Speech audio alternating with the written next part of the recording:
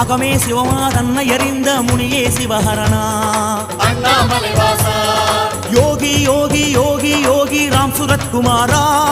விசிறி சாமி ஆகி விளங்கும் வைகுண்ட நாராயணா அருணாச்சல ஈசா சிவாய சிவாய ஹரஹர சிவாய குகை நமச்சிவாய